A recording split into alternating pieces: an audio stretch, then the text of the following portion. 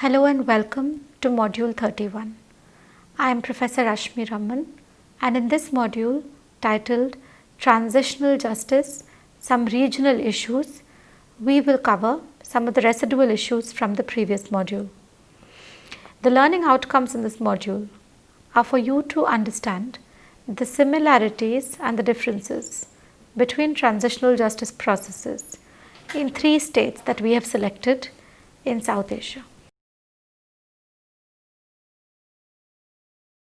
In this module, the topics that we will discuss will be a brief overview of the conflict in Sri Lanka, the transitional justice approaches taken by Sri Lanka.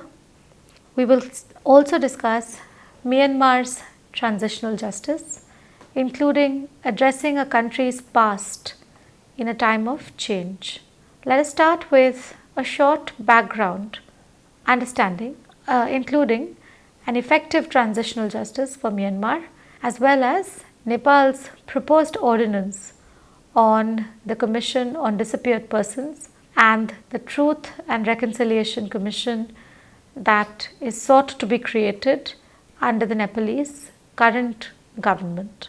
Through these 3 examples, Sri Lanka, Myanmar and Nepal, I hope to show you the regional issues that are indicted by transitional justice. As I have told you, this module covers 3 carefully selected case studies from Sri Lanka, Myanmar and Nepal. Each of them will provide you a brief backdrop on the conflict in that state and then a discussion on the transitional justice mechanisms employed or proposed to be employed by that state. While some features of the reconciliation or truth-seeking efforts of these states overlap in theory, they nonetheless make for distinct case studies to be analyzed contextually by situating them in the socio-political and economic realities that characterize each of these 3 conflicts over the last 40 years. Let us begin by trying to get an overview of the conflict in Sri Lanka. The origins of the conflict in Sri Lanka are as contested as any other identity-based conflict. It is said that the Tamil struggle started in a post-independence Sri Lanka, while the civil war, which broke out as a result of the identity politics, began about 35 years ago. The reason behind this civil war was a question of who would constitute the majority of government institutions and in fact the governance structures in the states, the Sinhalese or the Tamils. The Tamils give reason for their part of the struggle as an attempt to take hold of government institutions, as a demand for complete sovereignty over the northern and eastern provinces of Sri Lanka. The official language of Sri Lanka is Sinhala, since more than 70% of the country consists of Sinhalese people. This creates, of course, a game of numbers and causes a disadvantage to the minority of the Tamil-speaking population. Although amendments were made to include Tamil also as an official language, the fact still remains that the country is yet to formally constitutionalize and implement this kind of protection of minorities, along with the many directives to change the language policy of the country. Both sides of this conflict, Sinhalese and Tamil, have involved themselves in physical violence against each other. For the Tamils, the war was waged by the military wing known as the LTTE, who claimed to be fighting for self-determination because the government that was in control in the center was not doing anything to help their minority cause. For the Sinhalese, the war has been waged by the military of the state, claiming a war of self-defense against a very dangerous terrorist outfit. Both the sides involved in this conflict subject themselves to human rights violations and to each other to human rights violations. In the case of the LTTE, this includes the assassination of political and civil leaders of the Sinhalese movement. Towards the last decade of the war, the Sri Lankan government violated the ceasefire agreement. And as a result of this, the LTTE went on a rampage. By the end of the second burst of violence, an approximate number of 300,000 civilians had been killed. And the Sri Lankan Civil War went down as one of the most brutal wars in history. What approaches has Sri Lanka taken after the adoption of a new constitution and the coming into position of a new peaceful government?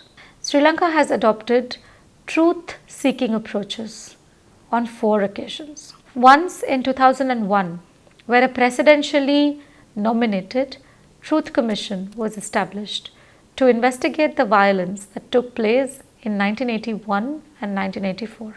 The result of this was that the President of Sri Lanka at the time officially apologized for the ethnic violence that had taken place between 91 and 94. In 1994, 3 presidential inquiries were made into the enforced disappearances that took place in the state from the late 80s to the early 90s. In 2006, the President of Sri Lanka established an independent commission of inquiry whose task was to investigate the large-scale human rights violations that allegedly took place in the August of 2005. This independent commission was asked to look into 15 discrete acts of violence, one of them being the assassination of the former Minister of Foreign Affairs in 2005, and separately the internationally famous massacre of 17 aid workers that took place in 2006. The commission, however, only had the power to look into a 4-year time frame, since the entire conflict was temporally framed and it was set up when the war effort in the country was being rebuilt. In addition to this, there was one more controversial step, that is the appointment of the IGEP, the International Independent Group of Eminent Persons, which looked into these incidents.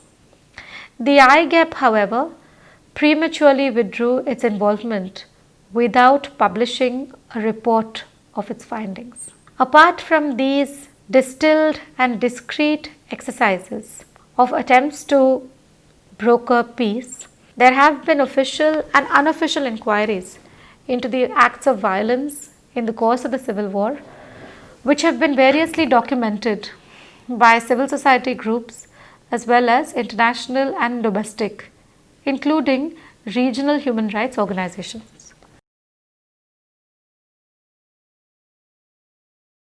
A specifically constituted disappearance inquiry was started by the Sri Lankan government, which was then taken over by an organization called the Families of the Disappeared. The acronym for this was the FTD. The FTD became an important part of the Sri Lankan struggle for peace. However, both of the inquiries were left unfinished despite their ambitious beginnings, and 1/3 of the complaints brought before them have been undocumented and in fact uninvestigated, at least as far as public records suggest. Added to this is the fact that legal action was brought out against an approximate number of about 500 police and army personnel who were involved in the ethnic conflict. But these largely targeted low-level officials, and very few of these proceedings actually resulted in the punishment or public indictment of those involved. The failure, therefore, of all these exercises at transitional justice have left the affected families in Sri Lanka with very little hope for ever finding closure and forever reconciling with the other side. 2 of the transitional justice truth-seeking exercises are still at work. One is the UN's panel of experts, This is a non-governmental initiative. It receives no support from the current Sri Lankan government. This panel's main job, that it is responsible for advising the Secretary General of the United Nations about the general situation in the country. The extent to which this panel can work in Sri Lanka is also limited because they have to work around the obstacle of existing material as well as lack of public support, including governmental support. Since they cannot obtain any new material because they are external to the country and are not recognized by the country's laws, this creates a legitimacy deficit in the whole exercise itself. The second exercise is the LLRC. This is an initiative of the government of Sri Lanka to look into the CFA violation, a specific event that took place in 2002 and the events that led to the second outburst of violence in 2009. The LLRC shows that the Sri Lankan government is making an independent attempt to resort to mechanisms of transitional justice after the war, even though, as all new governments have, it had the choice to not do so, not entertain this possibility and just close up the entire history for inquiry.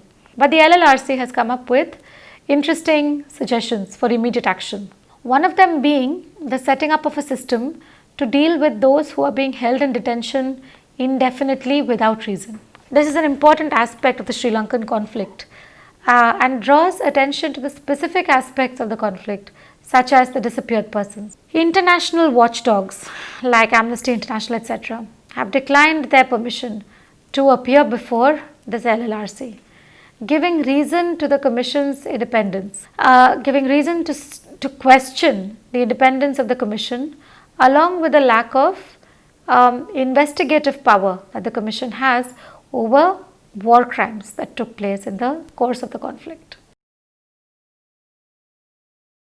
To understand Sri Lanka as it has emerged as a sovereign state after the civil war, Sri Lanka is faced with a very sensitive situation of dealing with the mess that has been created by its history and how to curate that history while at the same time not alienating the people from the present government, which after so many years finally has the support of the people. The current situation, as you can imagine, is not an easy one to deal with. And in fact, the fact remains that even starting to deal with the past might end up backfiring. But the country has to deal with its past, failing which the unfinished business of the war might end up creating another war. In my opinion, the time has come for Sri Lanka to start its journey towards peace in a meaningful manner. And by saying this, I mean that this can only be done through the route of transitional justice. Myanmar's transitional justice journey, addressing a country's past in a time of change. As you know, Myanmar is located in Southeast Asia and has a population of about 55 million people. Historically speaking, it was one of the richest states in the region, which lost all of its peace, security and economic stability after the end of the Second World War. Myanmar has been subject to authoritative rule for about 2 centuries. The 19th century saw the occupation of the state by the British, similar to the colonial experiment in neighboring countries, including India, followed by the first half of the 20th century, during which India gained independence, but Myanmar saw the occupation by the Japanese. Country obtained its independence from the Japanese in 1948, only to be taken over again by General Ne Win in 1962, who overthrew the interim government that had barely been in power for 2 decades and created a military government headed by the Revolutionary Council. In this context, after 1962 and the overtake by the Revolutionary Council, the new government strongly supported China's ideas of socialism and placed a self-imposed isolation on Myanmar from other states. In 1987, Myanmar was declared a least developed country by the United Nations ranking of development indicia in countries.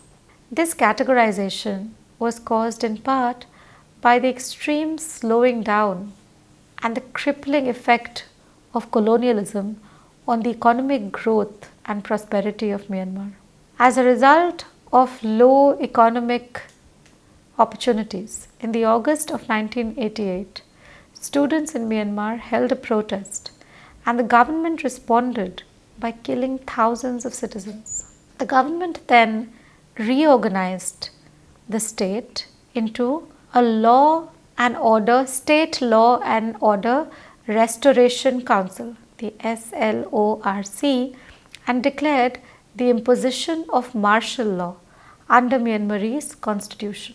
In 1990, the National League of Democracy, NLD, led by Aung San Suu Kyi, won the elections, but the government refused to transfer the powers. The military changed its name from the SLORC and called itself the State Peace and Development Council, the SPDC, in 1997. Suu Kyi was placed under house arrest, along with many others who protested the military government. This house arrest of a popular Western liberal activist, Suu Kyi, attracted attention from Western governments and led to them campaigning against the imposition of military rule in Myanmar. And the allegations that Myanmar faced not only a democratic deficit but also did not comport with the rule of law. Myanmar was faced with problems well into the 21st century. When in 2007, a peaceful protest by the Buddhist monks of Myanmar called the Saffron Revolution resulted in yet another violent showcase by the government, who responded to peace with violence.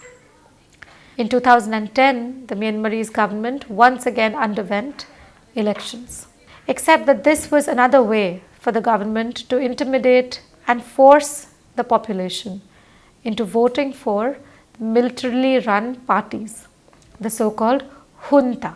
The military, or the Myanmarese junta, continued to destroy ethnic groups by torturing, raping and killing its own population. After the elections, the military and the Democratic Karen Buddhist Army kept up the fighting on an irregular basis along the Myanmar-Thailand border. Myanmar saw a significant change in politics only as late as 2011, when the civilian government led by Thein Sein took over the military-led junta on the 30th of March 2011. This change saw the long-awaited release of Aung San Suu Kyi and saw her taking her place in parliament along with the National League of Democracy, winning the elections in Myanmar. In the August of 2012, Myanmar banned the censor on private publications, and in September, Thein Sein spoke in front of the United Nations, assuring everybody that Myanmar's change for the better will not be undone by the country's policies. The state has experienced an extraordinary isolation from the outer world, secluded and sequestered among the bustling states of Southeast Asia for almost 4 decades. Because of this seclusion and silence, the military's atrocities went largely unnoticed and unanswered for until the Western governments started criticizing and creating a rhetoric that spoke of the military regime abusing Myanmarese people and violating their human rights. The United States led the battle of the liberals and protested against the Myanmarese government's attempt to introduce the Customs and Trade Act that enabled the US to impose economic sanctions against Myanmar if Myanmar does not show any improvement regarding its human rights situation. This is how soft law works in international law, through the imposition of sanctions by powerful states against weaker ones if they fail to comply with international standards. The European Union also imposed some sanctions on high-ranking military officials and families of the juntas by freezing their assets and denying them visas and the right to travel. All of this was completely reversed when in 2012 everybody thought Myanmar had undergone a new change. Thein Sein took over with the blessings of the Western governments, especially the United States, which eased its sanction on investments in Myanmar. The European Union also lifted its bans on asset freezing and the sanctions on visas for 12 months, allowing EU countries not only to invest in Myanmar but also for Myanmarese people to enjoy the benefits of these investments by giving them, for the first time in 4 decades, access to the outside world. Having broken the silence of the last 4 decades, Myanmar had to move quickly towards an effective transitional justice system. There is a need now for the Western governments not only to concentrate on the economic liberalization of Myanmar, because it is a state that is incapable of doing this on its own, but also to assist Myanmar, which cannot do this independently, on bringing peace to the people of the state. Even today, most states are not trusting of Myanmar's actions. An example of the fact that Myanmar has not completely amended its ways is that it is fighting a war in the Kachin state against an ethnic minority. The soldiers fighting in Kachin are part of the junta and are the same people that were responsible for war crimes and crimes against humanity during the large and largely uninterrupted rule of the previous junta. Even though the new government has promised democracy to the external world, the fact still remains that it continues to abuse and oppress the Rohingya Muslims in the state of Rakhine. And in order to help Myanmar face not only its past actions and reconcile with its population, but also to equip it to deal with future plans, the United Nations has come up with the idea to institute a commission of inquiry in order to bring out those most responsible for the violation of human rights. The calls for setting up this council have quietened down after seeing Myanmar's largely peaceful transition into a democratic state. But the aim of this commission, had it been instituted, would have been to look into human rights violations, something that has been done in the past in Yugoslavia and in Rwanda, as well as in Darfur and most importantly South Africa through the apartheid movement through the intervention of Bishop Desmond Tutu. Although at one point the United States did support the idea of a commission, it eventually fell apart due to a variety of reasons.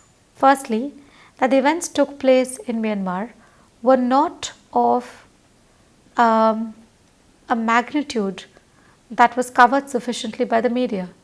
This is because of the silences in the country and the military-run government that had imposed a ban on publications and the opening up of Myanmarese news to the outside world. However, this silence was one that the government had to pay dearly for, as it opposed the creation of documentation. Without documentation, it had become extremely hard to expose the truth of what transpired during those decades of silence in Myanmar. Secondly, both China and Russia, as permanent members of the Security Council, vetoed the United Nations Security Council resolution calling for the immediate release of Aung San Suu Kyi and harshly objecting to Myanmar's human rights abuses. The Chinese state's argument was that Myanmar's human rights violations were not a threat to international peace and security, and in fact, the creation of a conflict in Myanmar was an elevation of the rule of territorial sovereignty under the Charter. China had made it amply clear that it would strongly object to any coercive measures taken by the United Nations to enforce a civilian army on Myanmar and to breach the rule of territorial integrity. By defending the principles of the Charter, China therefore stood as a barrier between the organization created by the Charter and a state party to the Charter. China has played an important role in mobilizing the economy of Myanmar. And the reason that Myanmar does not have to pay due heed to Western governments is in fact because it enjoys Chinese support. Finally, many of Myanmar's neighbors were against the setting up of a United Nations Commissions. They did not show support, and this support would have been crucial for the establishment of increasing pressure on the junta at the time. The final case study in this module is Nepal. I urge you to go through the written materials and study it yourself in order to understand how the Nepalese truth and reconciliation system is quite different from Sri Lankan and Myanmarese. I would also urge you to draw the conclusions required from this module in order to conduct your own self-study assessment included at the end of the module. Thank you.